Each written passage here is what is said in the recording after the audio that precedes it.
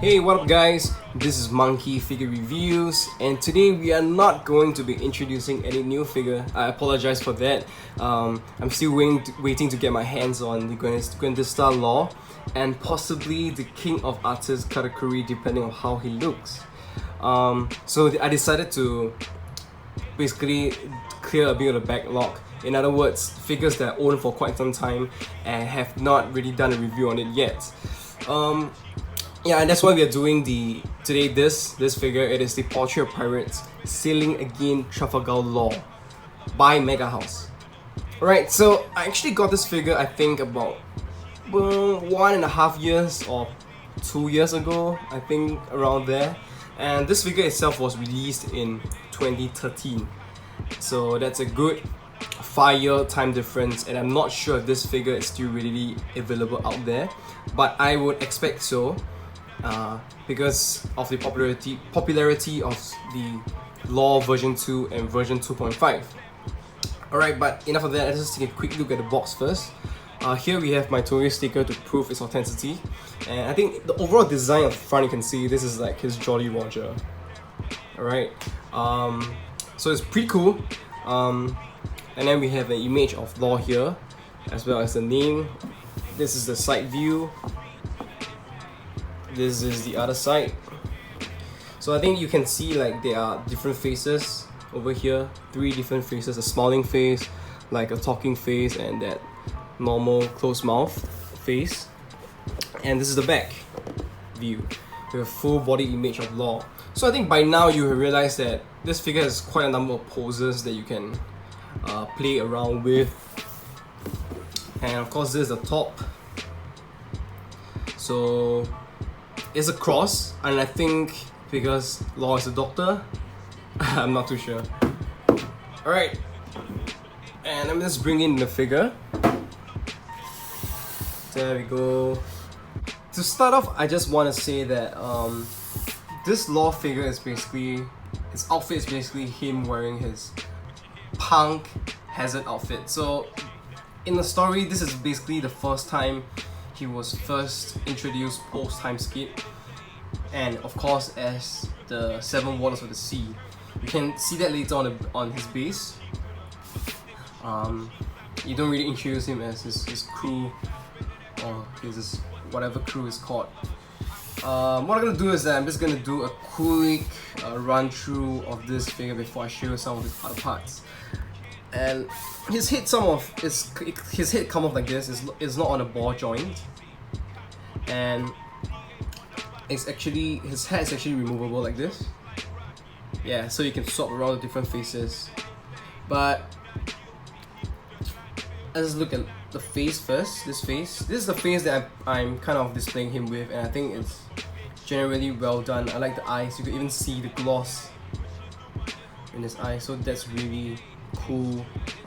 He looks really pissed off, or maybe this is his default face. You got a little bit of eyeshadow, and his cap himself is kind of, you can feel the details on it, the roughness, but I kind of don't like the shading. It's a bit dark, and I feel it is the same thing across the whole figure. Maybe that was what you were pushing for, but I feel it's a little bit too dark. Alright, you can see his earrings too on both sides. So there's his head, and of course the other main point of this figure is basically his long ass full body length winter coat. So it's supposed to be black, and I think MEGAHOUSE did try to give it a little bit of shading. Hence you can see all this a little bit of white, lighter colors on the creases. So I guess they tried their best. And of course I think this is supposed to be fur, so you can feel the roughness, the little details on it. Even the details on the zip, every part of it is pretty well done and clear all the way down. Of course the only other part that is a little bit special is the orange paint across the body with Jolly Roger here and here. Okay, so it actually goes one round across the body, across the coat rather. And at the bottom, let me just remove him from the base first. Okay, so since right here it stands okay without the base. At the bottom here we have his jeans, and I suppose this is the jeans that he always wears, because we can see a little bit of prints or leopard spot prints on it.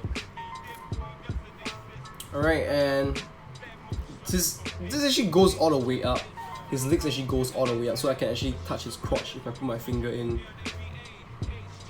That's what they're going for. And his shoes, I would say pretty ordinary shoes. Nothing too much about that. And this is the base. Sorry, it's a little bit dusty. I haven't cleaned it for a while, but it says Portrait Pirates, sailing again, Trafalgar Law, 7 warlords of the sea, like I mentioned earlier. Okay, so one last thing is basically his sword. Let me take them out. This is his sword. It's actually sorry. Oh my gosh, it can actually be taken out from the sheath. Okay, there you go. Pretty neat. And I realized that I do not know what is the name of this sword. And the details on the sheath is nice. It's pretty nice. Pretty cool. You can see the metallic part, the shading across. It's painted in glossy paints.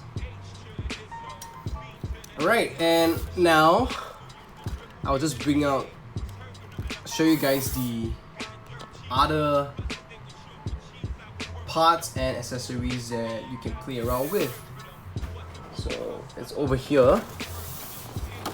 This is how they display in the box itself. We have the two faces here, the smiling face and the talking face, and then over here we have his left arms and his right arms, and of course we have 4 of his changeable hands. Now I just want to mention that all these little hands is based, if I'm not wrong, it is the it is the left hand. It is supposed to be changed or planted on his left hand, which is a little bit weird to me, because we have some of these hands that look really alike. Like in this two hands itself is basically his left hand doing this, and it looks exactly the same. So I can't really tell what's the difference. And even this two hands is just him doing this, which is exactly the same. So I'm not sure why they gave out 2 of the same hand. It doesn't seem like it's unique in any way. So that is one question I cannot answer. Alright, and maybe I will just show you another pose of how I can display this law.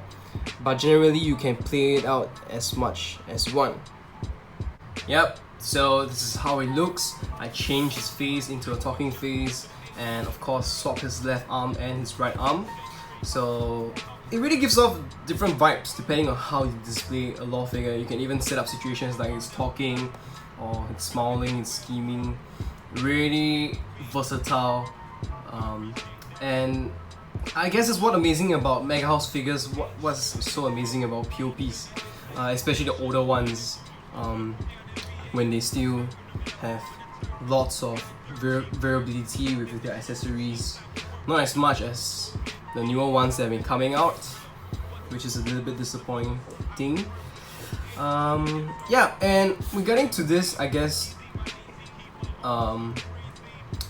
it's supposed to be like a middle finger, but they can't make a middle finger maybe, so it's him pointing his index instead. It'll be really cool if they could have him pointing his middle finger, because that is so law. Alright, what I'm gonna do now is that I'm gonna bring out some of the other figures so we can do a bit of height comparison. Let's just take a quick look at the height of Law first. From the bottom up, it's around 23.5 cm, so around 9.25 inches.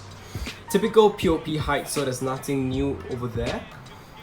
On the left, we have the Ichiban Kuji Best Edition Trafalgar Law, which is the same scale as the King of Artists Master Stars piece flat diamond shape glitter and glamours, so you can take a point of reference from over there. And the right, I just put in Grandista Luffy as a bit of reference.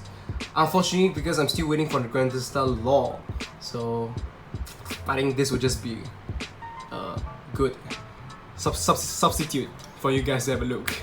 Alright, and of course, in a Seeing Again version, after this version of Law, we have the version 2, which is basically this guy over here, Law in his Dressrosa outfit. And we have the version 2.5, which is basically this guy too, but without the jacket and hoodie, so Law is basically topless. And I actually got that figure recently, the version 2.5. Maybe if I have the time, I'll review it. It is still brand new. I haven't even opened it up and checked it out, but it looks really badass, really cool. It's a little bit of fan service figure.